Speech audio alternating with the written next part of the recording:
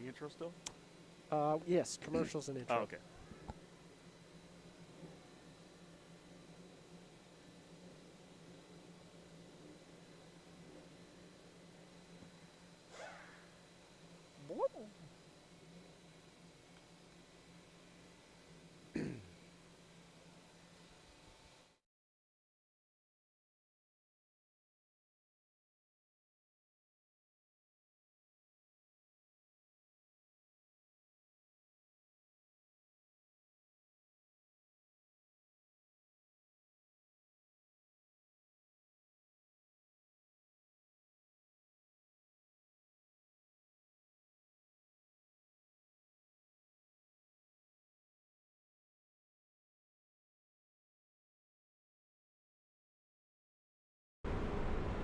Hey, your Uncle Cooper here.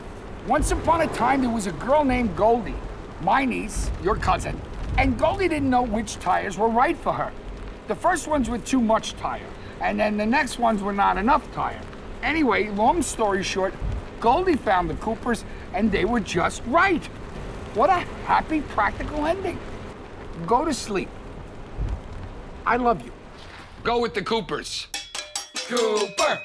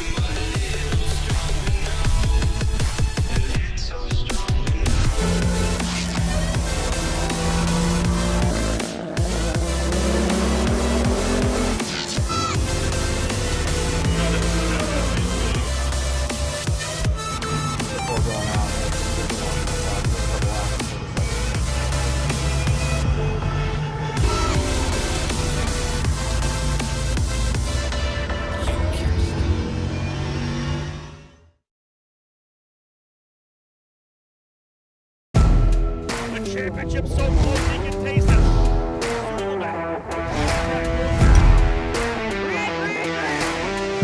Oliver Askew has won the Freedom 100. Side by side. And your new champion, Kirsten Rasmussen.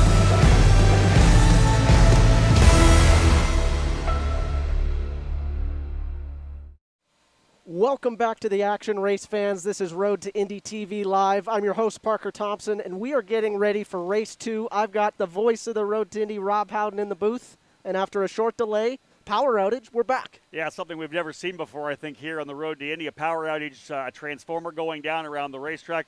Everybody scattered. Generators were brought out. They got race control back up. They got other areas back up with power. Still no power in the PA, so we're going to do it here from the booth. Mr. Barber's doing everything he can to get power back to the track. I heard a tree fell. I heard some other folk tales, but first time for me that power's ever went out on a race weekend when it's sunny. How about you? I've had it happen at a go-kart track before, but never here at a major event of the NTT IndyCar Series or part of the Road to Indy as well. But again, everybody's doing everything they can. They made the move to move USF2000 after IndyCar qualifying. Let's give a shout-out to our Road to Indy Graduate Pato Award, putting it on the pole for the race on Sunday. Big one for him, and congrats to Pato. Huge congrats to Pato. What a wheelman. I mean, and not just pole in the fast at the end. He was pretty well trending there the whole qualifying session, so very impressive. Yeah, but we're getting ready to go here, folks. The cars for USF2000 have rolled out onto the pit lane, so we'll get set pretty soon to talk about the 26 drivers. You and I can jump in it a little bit early, though, because here's another driver. We saw Yuvan Sundaramurthy, his first ever pole position in race number 1, the Pabst Racing driver, capitalizing on that, maximizing and getting the race win. Nolan Siegel from D-Force Racing is going to start on pole for this race. His second ever pole. He was on pole for the second race, I believe, at New Jersey. Yes, the sir. third race, I think, at New Jersey.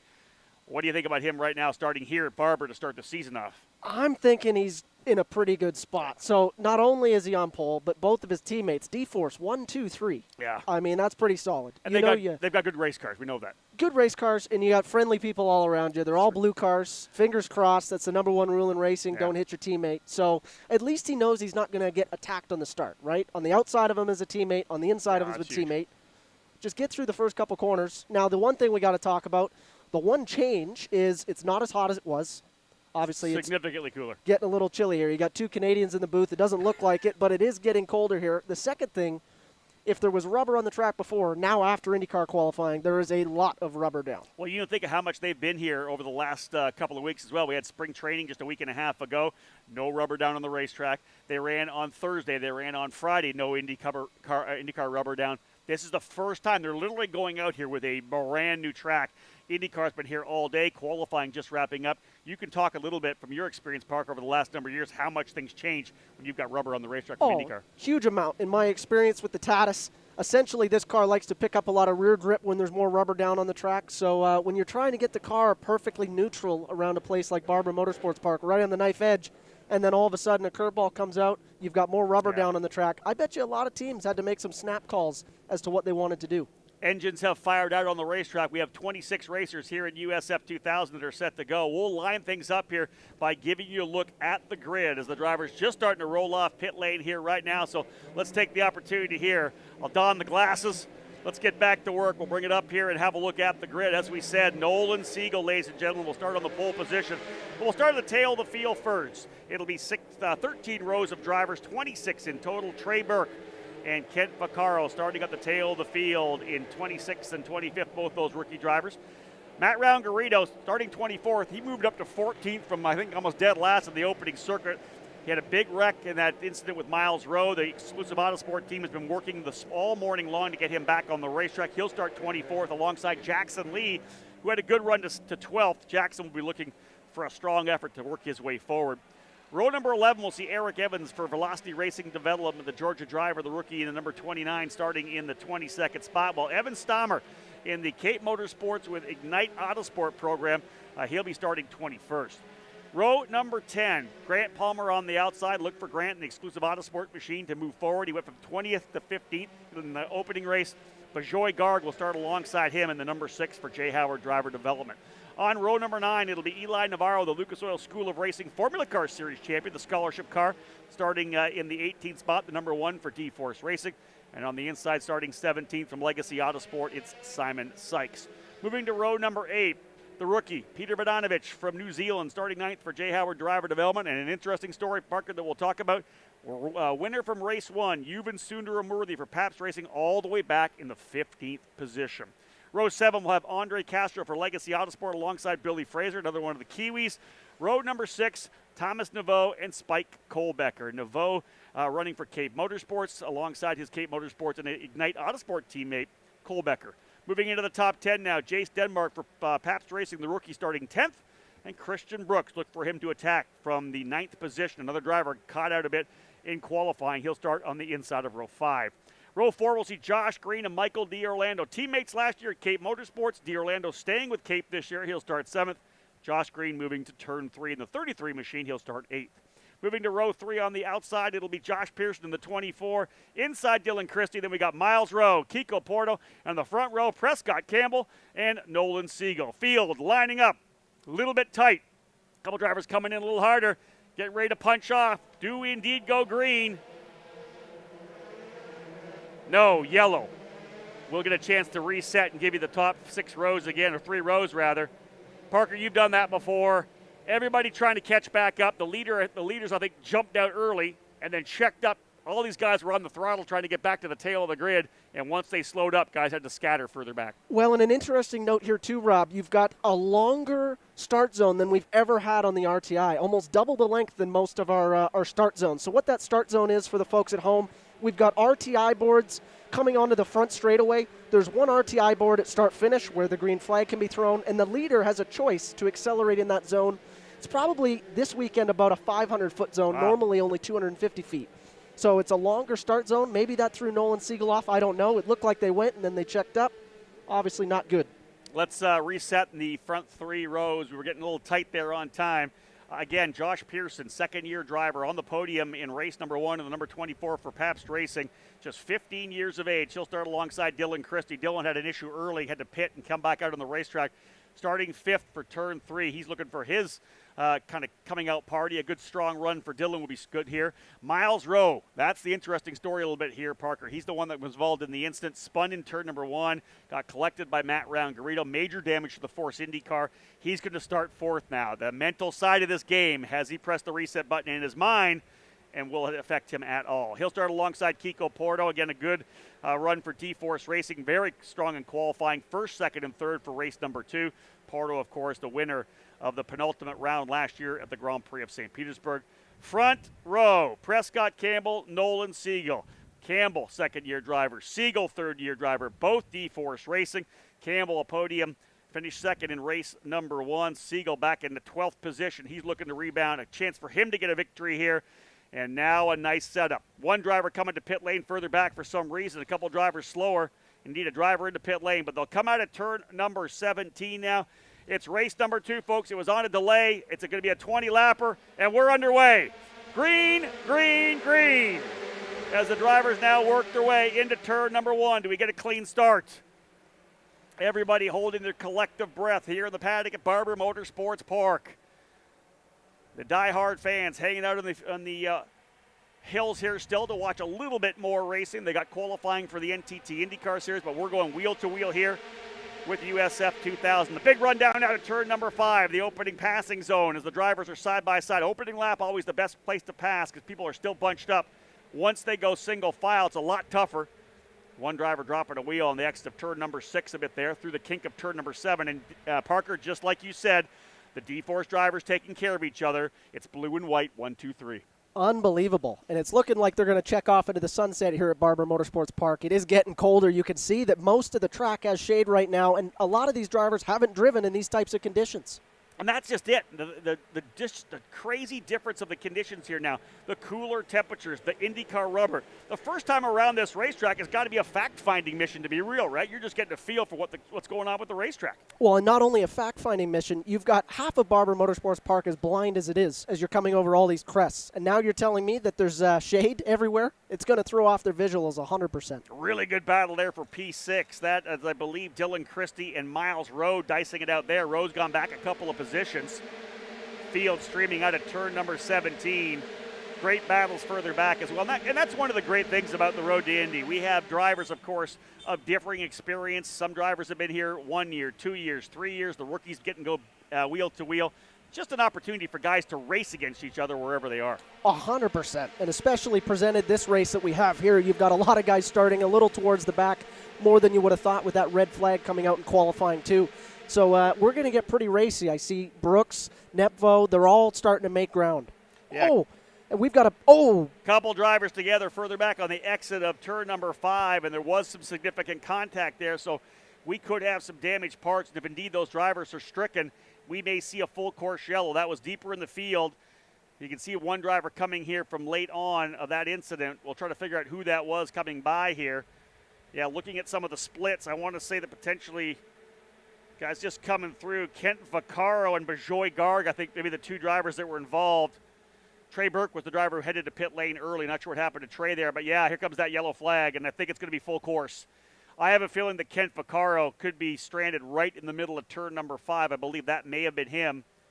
But based on what we're seeing on our live timing here, it was Bejoy Garg from J. Howard Driver Development in the number 7, and I think Kent Vaccaro from Miller Vinatieri Motorsports, the drivers involved in the incident. Yeah, AMR safety team has already got there. I think that could be Garg's car. I think it is. Yeah. I saw the red car move on a little bit. Obviously, not much that Kent could do. It looked like their car was spun in the middle of turn 5, and that's always tough. It's pretty well blind getting in there as you break downhill, and once you're committed, there's not much you can do when a car is parked on the apex. Yeah, and again, the spun car wasn't even completely parallel. Obviously, it spun around a little bit too, so that blocks even more of the racetrack. Here's a replay of it here, Parker, coming in. That you know he what? Might have had a little help there. I don't. It looks to me potentially like Garg might have just looped it around, and then yeah, Vaccaro from deeper back with nowhere to go climbed up over the front wing and over the right front tire. So tough one for Garg. I think just looks like maybe a little mid-corner oversteer, and then no luck at all there for Vaccaro.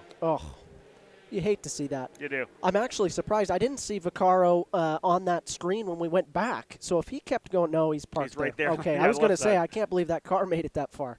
Drivers working their way through the scene of the incident now, and of course the AMR safety team. One of the big, I think, benefits and positives of this Road to Indy. Other open wheel programs around the country and through North America don't have the access that we have. Exactly the same staff, exactly the same technology, and the people who take care of the NTT IndyCar series. The AMR IndyCar safety team, fantastic, and just like they do for IndyCar, they do exactly the same thing for all 3 rungs of the Road to Indy.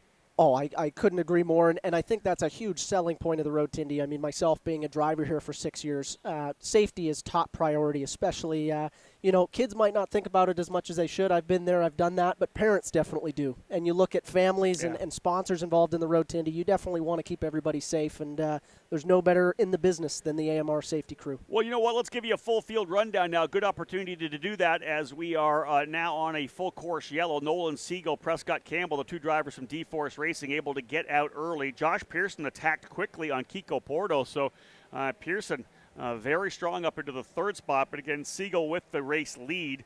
Josh Green sliding into the 5th position. Miles Rowe held on to 6th. Lost a couple of spots there early, but Rowe now in the 6th spot. Christian Brooks gained a couple. He goes to P7. Dylan Christie in 8th. Thomas Naveau in 9th. And Chase Denmark rounding out the top 10. A number of rookies making their way into the top 10 here. Rowe, Christie, Naveau, and Denmark. Interesting to note the number 3 Cape car wing hanging off. I don't think he came to pit, but he's got a wing hanging off. That's the number 3 of Evan Stammer, potentially. We'll have a look at that. Continuing on down the line, Michael D'Orlando running in 11th, Billy Fraser in 12th, Spike Kolbecker 13th, Yuvan Sundaramurthy 14th, Andre Castro in the 15th spot.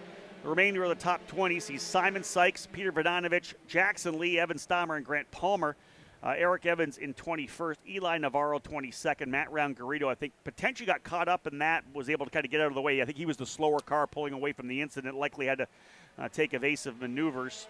Still on the racetrack, Bajoy Gargan, Kent Vaccaro able to continue, and it looks like they haven't lost a lap, but I have a feeling they will when they come back around. I do as well. And for those at home, it's kind of interesting when they came down the front straightaway, you might have saw a couple drivers drive right up against the pit wall.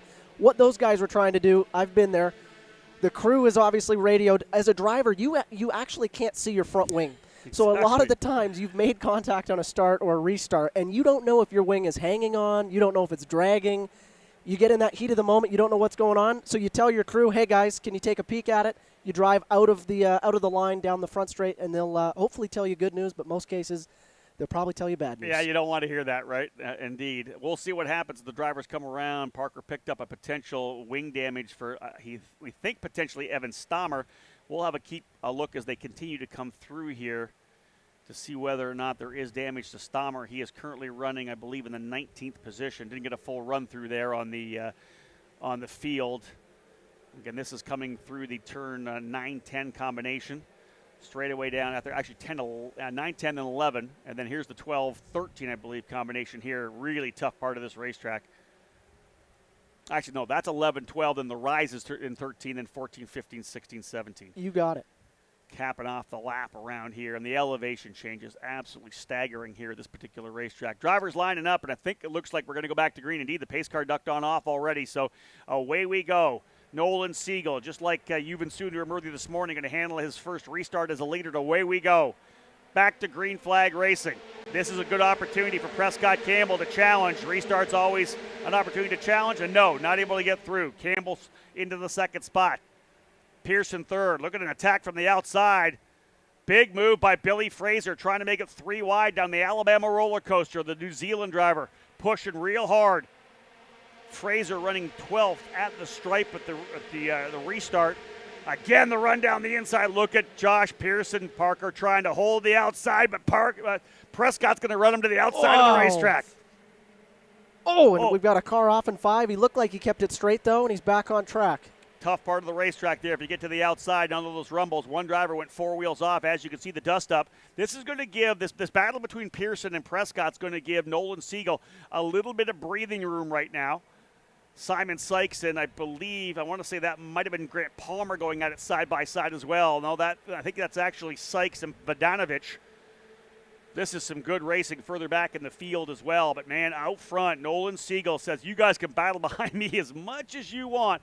I'd be more than happy to start pulling away. Well, and I'm so surprised we went green, and the reason I say that, I didn't really see any drivers trying to get heat in their tires, and it's cold right now. You see all this side-by-side action. It's cold tires. These guys are sliding around, and that's why we're just seeing absolute mayhem. Side by side there, Miles Rowe. I think that's potentially Dylan Christie. Look at three Three wide. wide. How about 3 wide Wow. on the straightaway? Let's go to turn 1 and see how this ends up. Oh, Looks pretty good so far. One driver wide. Oh, that's the driver come to pit lane. That might have been Evan Stammer. I think he came to pit lane, likely a rear wing change as you have picked up. He's slow around the outside there. He's going to stay out of the way. and Prescott Campbell takes the lead as the cameras are watching mid-pack 3-wide action. We've got Prescott Campbell on cold tires wheeling and dealing. What happened to Nolan Siegel here on the opening circuit? Parker said, surprised they went green. No one was warming the tires up.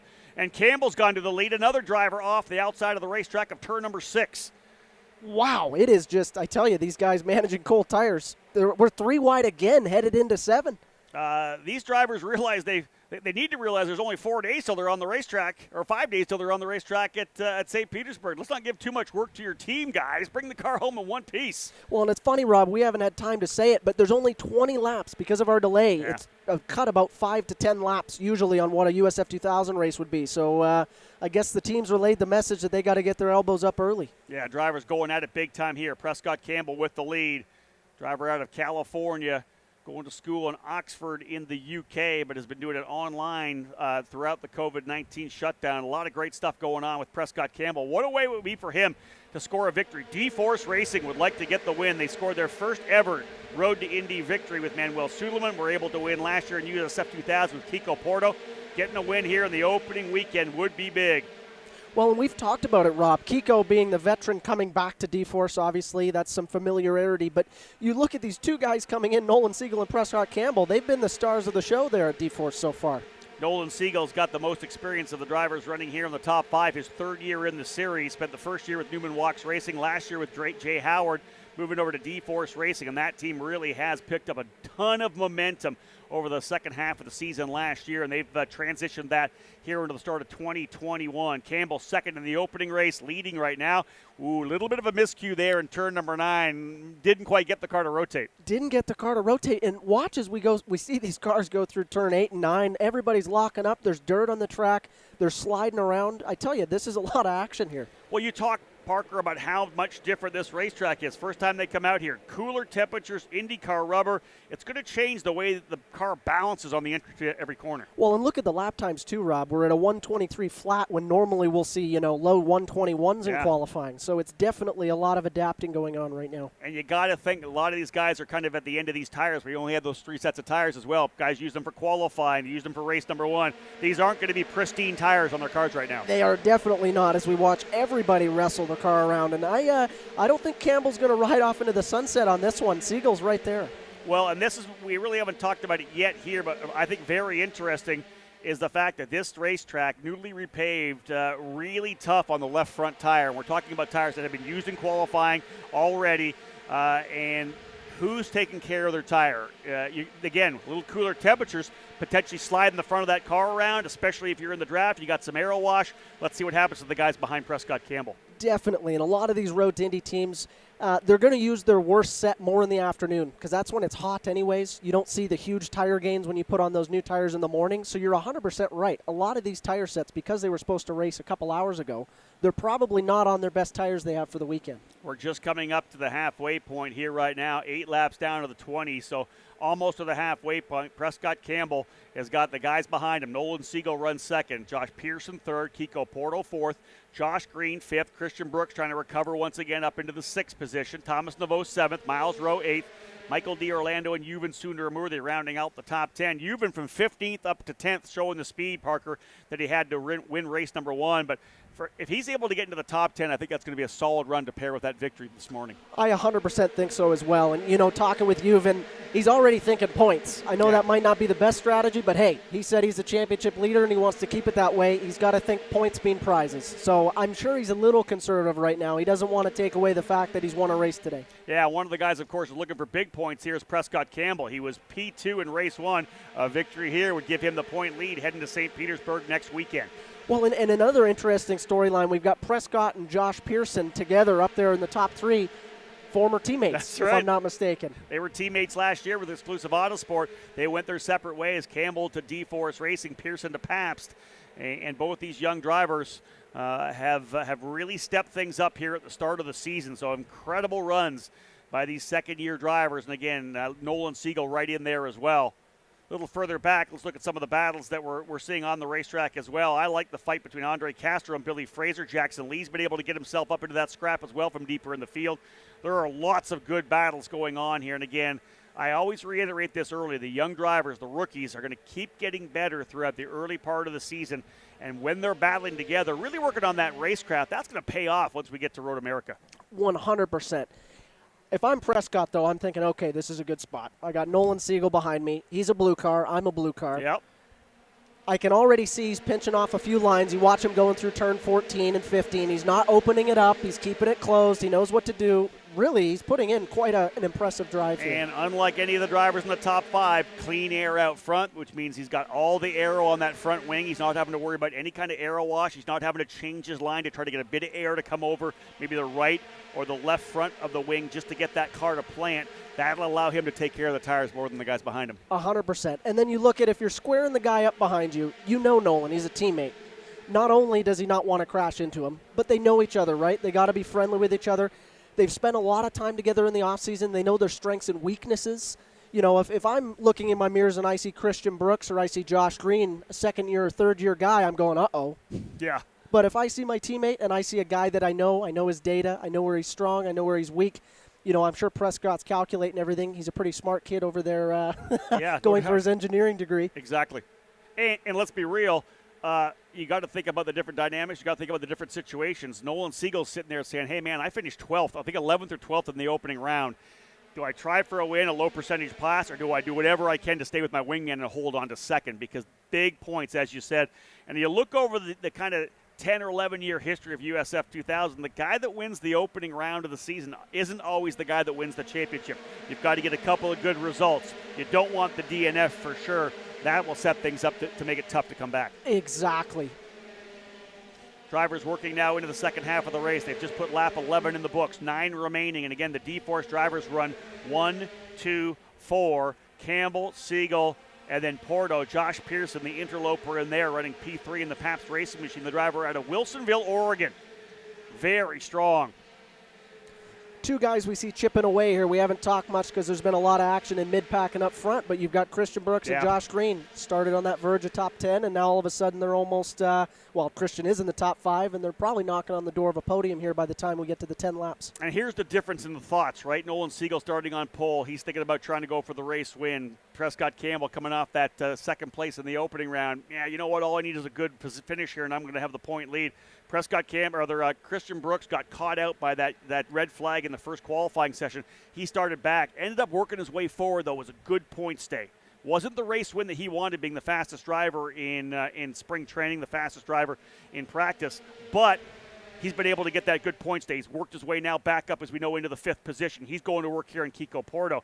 For him, if he's able to get the 4th or the 3rd, that would be another good point stay. He's going to call this a win. 100%. And again, you already brought it up, Rob. Only a week turnaround. Not even 5 business days to get these cars ready to go for St. Pete. Obviously, I'm sure there's been a couple team owners that have had conversations with their drivers on making sure that we keep it clean. Because you take out a travel day there and a setup day there, all of a sudden we got a day to finish the car off if it gets wrecked here in race 2. Right behind Christian Brooks are Josh Green in the Turn 3 Motorsports number 33, Thomas Naveau in the number 2 for Cape Motorsports, but Prescott Campbell pulling just a little bit of a gap. You wonder what the tires are like here. 12 laps in, 8 more laps remaining, and it's that clean air that's allowing Prescott to maximize all the aero over top of the wings here on this USF2000.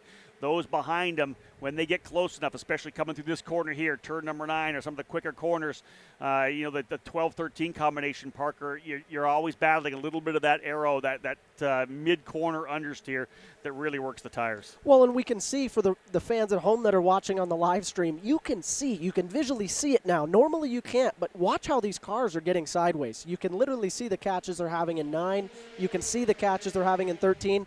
And I know it doesn't look like much when you're watching it at home, but I can tell you it is a big pucker moment when you're a driver actually having to catch that race car. Waiting for the temp to start coming down, really right around the 66-degree mark right now. So it's dropped about 6 or 7 degrees since the top of the day. Again, one of the other things the drivers are having to deal with for the first time is you see the differences of the shade on the racetrack as well. Sun starting to work its way to the horizon here in Birmingham, Alabama, and as they work their way around here, it's such a wooded area that there's big trees in certain areas, and as the sun goes down, we're getting shade cast on a lot of the racetrack.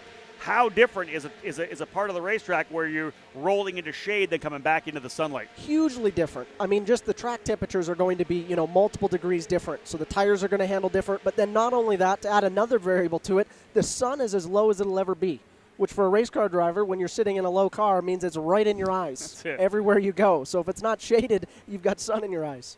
We're still watching the moves here by Christian Brooks as he is just 0.2 of a second now behind Kiko Portal. Started further back in the pack, and Brooks trying to, again, salvage this weekend with a couple of strong runs. He'll work his way out of turn number 10 and 11, or 9 and 10, like all the other drivers have rolled through here. Other 10 and 11 is the left-right, then 12-13 is the other left-right at the end of the back straightaway. Coming down through 16 now, and look at this, Nolan Siegel trying to close back up a little. Might have missed the apex a little bit there in 16, you think, and had to bring the car back. He definitely did, Rob, but I was just about to say a lap ago that I thought Prescott bought himself some breathing room, and Nolan reeled him back in. So don't take anything for granted here in this race. I think Parker's talked about how tough this racetrack is right now. And how about this? Billy Fraser going purple as the fastest driver on the racetrack, just laid down a 122.297, 0.2 quicker than Prescott Campbell. Fraser got a top 10 in the opening run, currently sitting in the 12th position. He's purple, couple seconds behind Kohlbecker, but was 0.4 of a second quicker that last lap. We'll see if Fraser's able to keep up that momentum. Billy, one of probably the most exciting drivers I think we got on the road to Indy this year, and what a fine young man, too. Really personable, really fun to get along with, and I know Michael Duncalf and Exclusive Autosport, very grateful to have him on the team this year. I think he's a hard worker. I went to go interview him yesterday, and he rejected it. He's too busy looking at data, and I'm 100% of that. You know what? Get it. Yeah, 2020 New Zealand Formula 4 champion. Yeah, I know. So he's got the resume, ran in the Toyota Racing Series, which is one of our partners here, the Road to Indy, and we're hoping to send some of our drivers here as well there next year to be part of the TRS, a fantastic program in January and February. But I'll tell you, you're right. Prescott Campbell's not pulling away, and I'll tell you, Nolan Siegel still up on the wheel. One thing about Christian Brooks, I look, he's right. Look at those top 10 in times. They're all right there in the mid-22s, but it's so hard.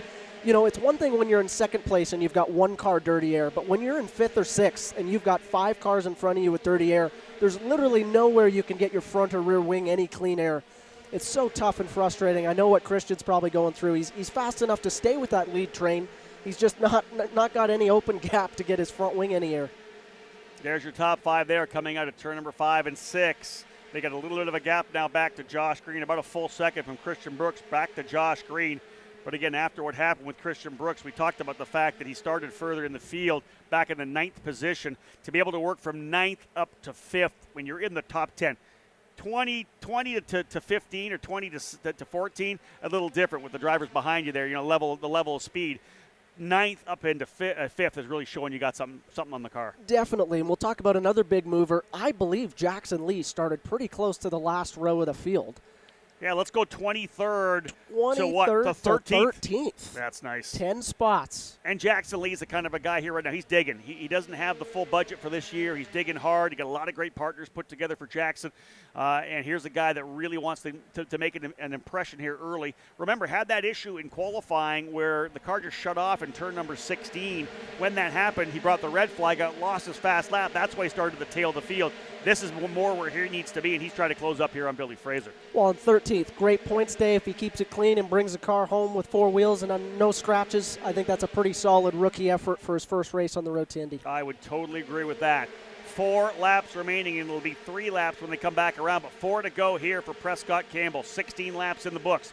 You can see that Christian Brooks still right up there on Kiko Portal. Those are the 2 drivers that scored the victories at the Grand Prix of St. Petersburg last year. Campbell, Siegel, Pearson, Portal, and Brooks, the top 5. Green in 6th, Rowe 7th. Thomas Naveau 8th, Michael D'Orlando 9th, and Yuvan Sundar-Murthy has worked his way up into the 10th position, only 0.8 of a second behind D'Orlando, but not quite as quick on that last lap. Still a top 10, I think it'd be good for Yuvan. It's not going to keep him in the point lead after that race win, but it will keep him right there in the top 5. No, and look at that mid-pack right there. You've got, Michael D'Orlando in 9th. You've got Yuvan in 10th. You've got Spike in 11th. Yeah. All these guys have got a lot of time on their hands. So if I'm Yuvan, I'm going, okay, this ain't too bad. I'm one spot behind the Cape veteran.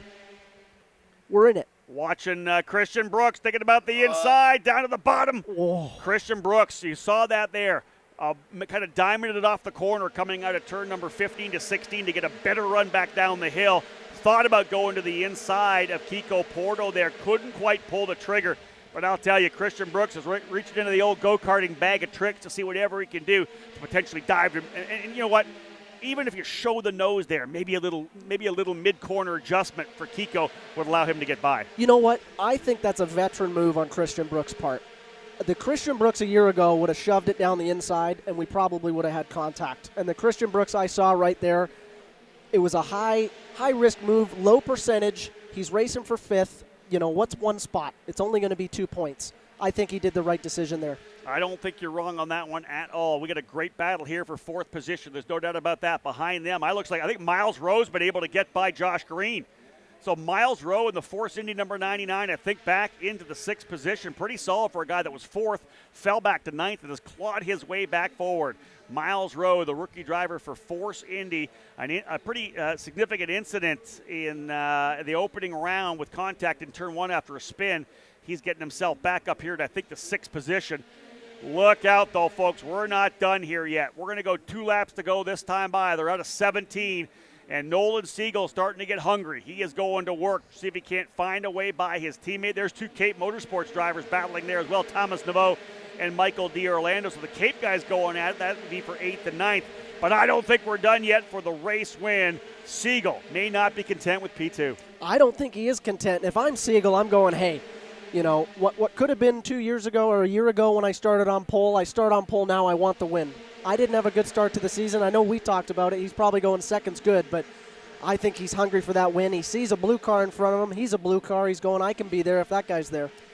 And to be real, it's saying, hey, you know what, if I have a car I think's better, it's hard to sit back. Even though it may not be a low-risk move, you're going to potentially get some trouble. If you think you got a race car to win, Parker, you as a driver, you're going for it. Well, and Rob, it is extremely hard to get a win on the road to Indy. You never know when your last one is going to come. That's true. And you never know when you're going to have that opportunity, to be second going into this race with 2 laps to go, knowing that you have the pace to challenge for the lead. You got to force that guy into a mistake. Prescott Campbell improved greatly throughout the 2020 season, really started coming on with exclusive Autosport at the end of the season, moving over for D-Force Racing. He's looking to try to get his first race win, second in the opening race. Can he get it done? White flag will fly this time by. There'll be one more race to go here, one more lap for Prescott Campbell. This is when you start thinking about it, hitting your marks. You get too defensive, he's going to bring Nolan Siegel back into it. I know. You can't be complacent, Rob. And it's funny, I think Nolan got a really good entry to turn 2 and 3 as they come over the hill.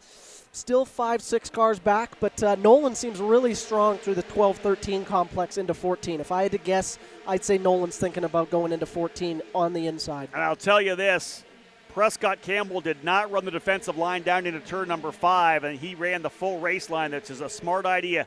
You could do it if the driver's right there. He could potentially go around you, but right now Prescott Campbell still holding the spot. The Californian looking to get the job done. Nolan Siegel second. Pearson still third. He would love to be able to clean up the mess and drive through if the 2 D-Force drivers get together. Here they come again. Down that back straightaway through 10 and 11. Unbelievably quick part of the racetrack. The big run down to 12 and 13. Like Parker said, is he going to be close enough in 14? Prescott Campbell's got some breathing room, folks, over the rise. Through 15 over to 16. He gets a nice wide berth to get himself down to the bottom of the racetrack. Prescott Campbell, what a performance. At a turn number 17, counted up 2 brand new winners. He rolls into the wall, the victor in Barber. Prescott Campbell, race 2 winner. in USF2000. What a Bravo. run. Yeah. That was a veteran's drive right there. He does look like a second-year driver. Is it? You know what? I asked him about that. How different are you from last year? You know, I asked that question to every driver. He is so much more prepared, and this could be a floodgate for him as well. Second in the first race. He wins here. Prescott Campbell with the victory. Nolan Siegel second. Josh Pearson third. Kiko Porto fourth. Another solid run for Christian Brooks, 9th to 5th. He's not going to be happy overall with the weekend, but a couple of top fives is going to keep him right in the middle of the fight. Miles Rowe coming back to 6th. Josh Green 7th. Thomas Naveau and Michael D. Orlando 8th and 9th. And Yuvan Sundaramurthy, a win in round 1, 10th in round 2 from 15th. Let's just shine the spotlight right now on Prescott Campbell. What a run. Well, and let's go through the storyline of USF 2000. All the guys that I thought were going to challenge for podiums and be at the front. I'm going to be honest, if I was a betting man, I would have lost some money this weekend. Well, listen, we talked about coming in, right? Who are the second-year drivers who looked so good last year? Michael D. Orlando, Christian Brooks, Kiko Porto, Josh Green. Those were the top guys. Some guys that won races. Those were the guys that we expected to be championship challengers out of the gate. I think you got to play a little bit to the power of D-Force Racing. I think they've helped elevate Prescott Campbell, Nolan Siegel up maybe another level, right? But to be able to beat Kiko Porto on that same team, that says a lot for both Prescott and Nolan.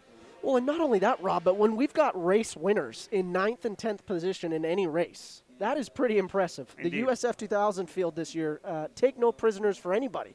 Make no assumptions, because we've got Prescott Campbell, who, if wasn't on your radar for the championship before this weekend, he's certainly on mine now. And how about this for the top rookie of the race, Miles Rowe in Force Indy in the number 99. He's the quickest and the fastest rookie. Thomas Naveau was 8th, and then Spike Kohlbecker 11th. Jace Denmark fell back a bit, but was able to fight his way back up to 12th. Billy Fraser ends up 13th.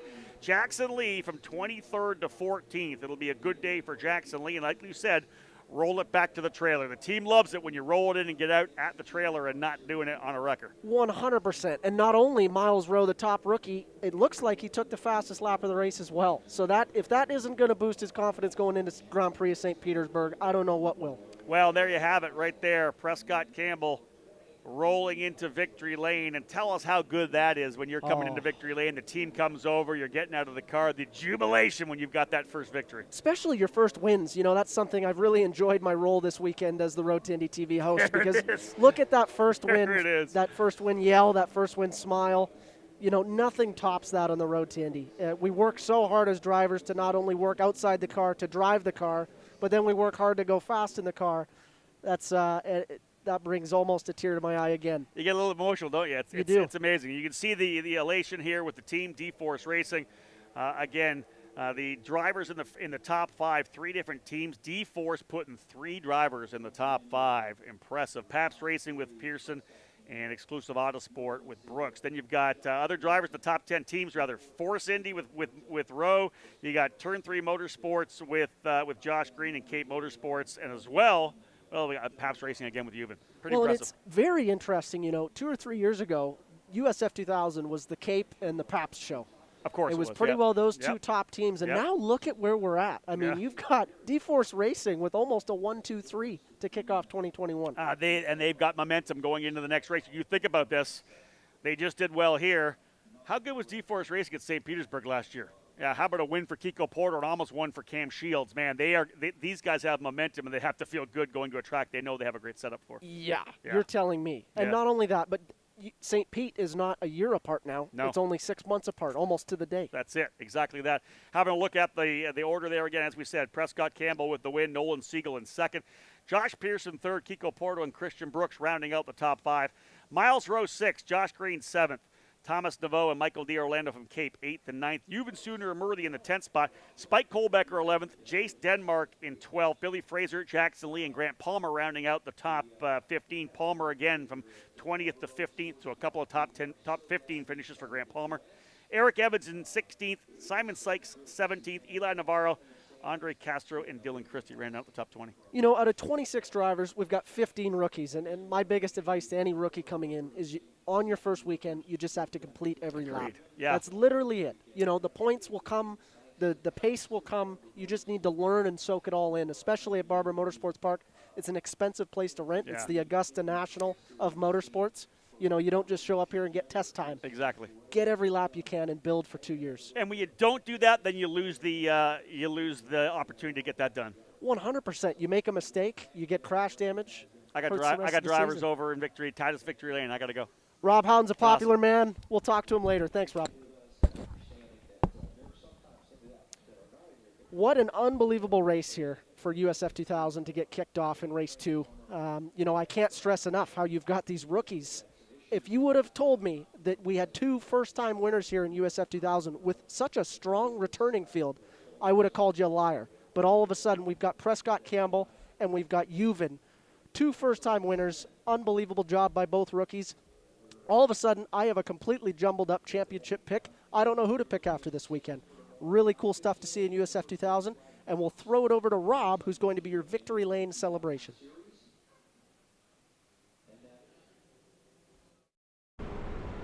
Hey, your Uncle Cooper here. Once upon a time, there was a girl named Goldie, my niece, your cousin, and Goldie didn't know which tires were right for her. The first ones were too much tire, and then the next ones were not enough tire. Anyway, long story short, Goldie found the Coopers, and they were just right. What a happy, practical ending. Go to sleep. I love you. Go with the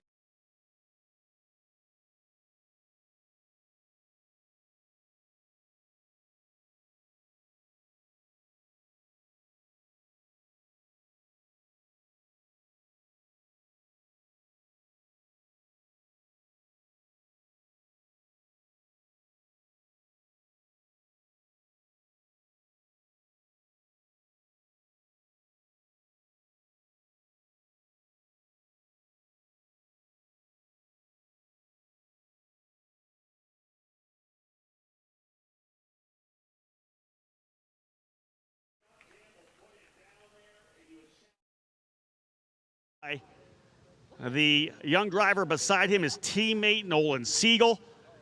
And again, this is all West Coast. Oregon for Josh Pearson, California for both Siegel and Prescott. But man, 2 drivers we've watched for the last couple of years, both Campbell and Pearson. Second-year drivers, third year for Nolan Siegel.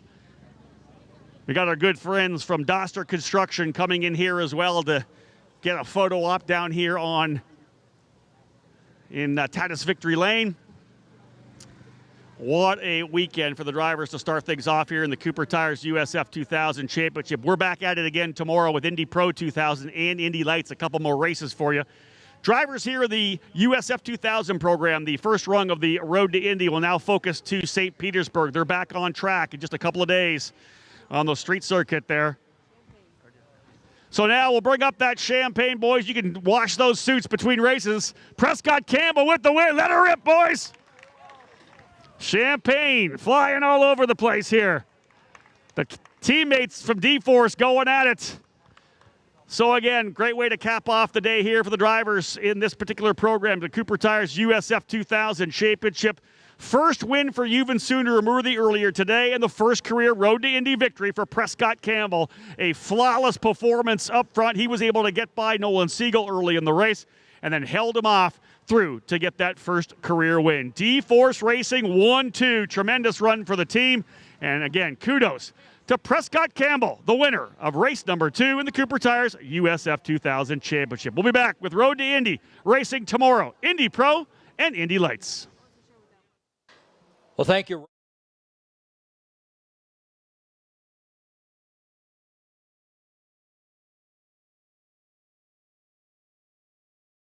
The first ones were too much tire, and then the next ones were not enough tire.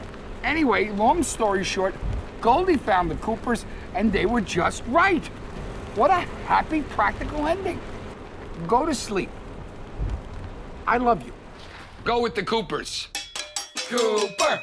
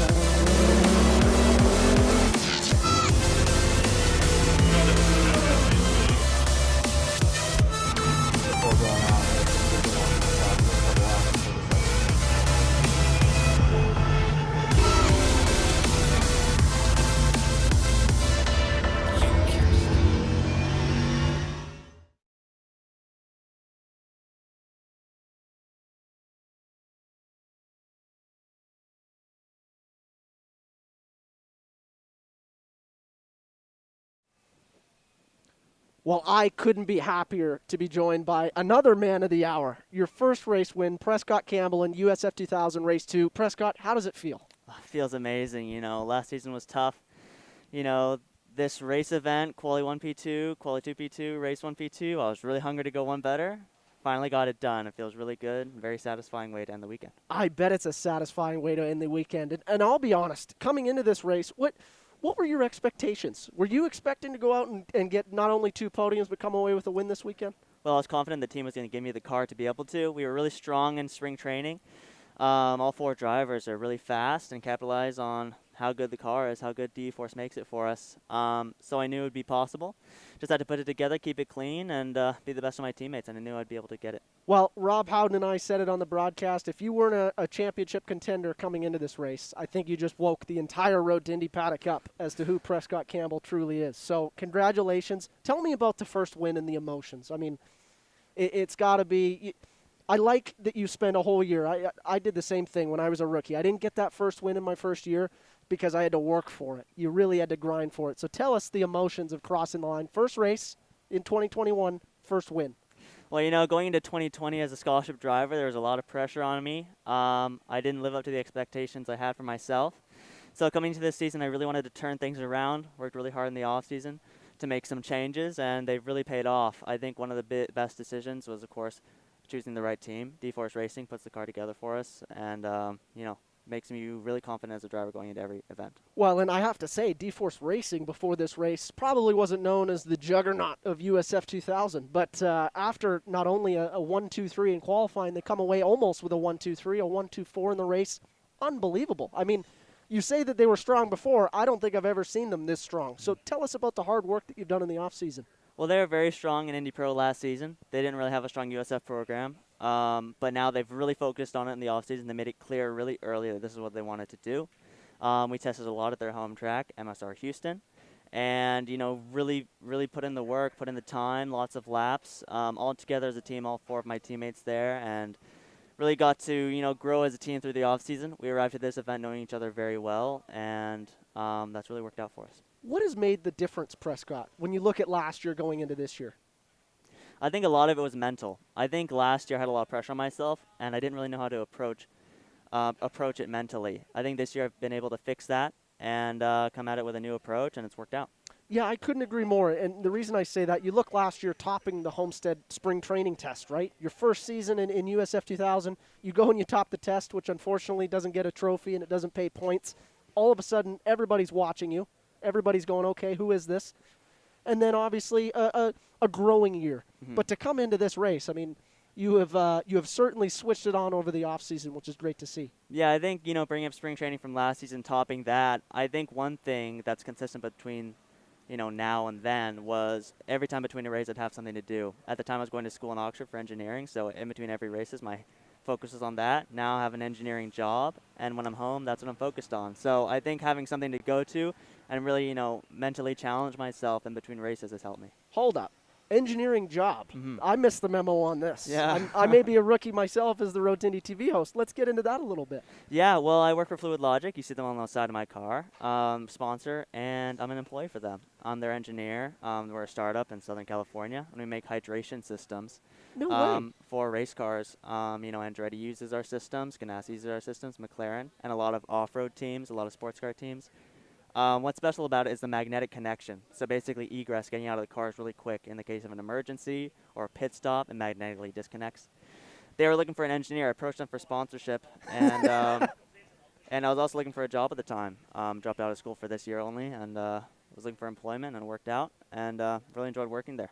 I have to say, I think this honestly just became my favorite story on the Road to Indy of 2021 so far. Is number one, when you're a driver, the biggest struggle is approaching everybody for sponsorship. So the fact I've had this happen so many times where you approach a sponsor for sponsorship and they end up offering you a job after. So it doesn't get more B2B than Prescott Campbell taking a job as an engineer with a startup. That is a fantastic story, and it was great to highlight it. What else can you tell us about your prep going into this year, and what are your expectations and goals here on out? I mean, you've set them pretty high. Yeah, well, the goal, obviously leading the championship, is to take the championship win at the end of the year. Get that scholarship, move on to Indy Pro. That's clearly the goal right now. I know the team's going to be capable of giving me the car to do it throughout every race this season. And then, going into the season, a lot of it was more track time, adjusting my mental state. I work with a mental coach to do that. Fantastic. And, yeah, that's really what I put it down to. And you're leading the championship now. I don't know if you knew that or not, but congratulations. How are you going to put your stamp on the rest of the year? Are you going to go after points mean prizes, or are you going to keep it aggressive? I think you got to keep it aggressive. This series is so competitive, especially in quali. You see, like, the top 10 is just a few tenths separation. So you have to be aggressive. You can't relax. If you do, you're going to be mid-pack. There's no time to just relax and if you want to be on top. So got to keep it aggressive. You heard it here first, folks. Prescott Campbell is going to be keeping it aggressive for the rest of the year. Prescott, congratulations on the championship lead and race 2 victory in USF2000. Celebrate tonight, not too hard. And Road to Indy fans, this is the end of the first day here, the first official day of 2021 for the Road to Indy Championships. You can catch us tomorrow live on Road to Indy TV as we bring you race 2 of Indy Lights and Indy Pro 2000.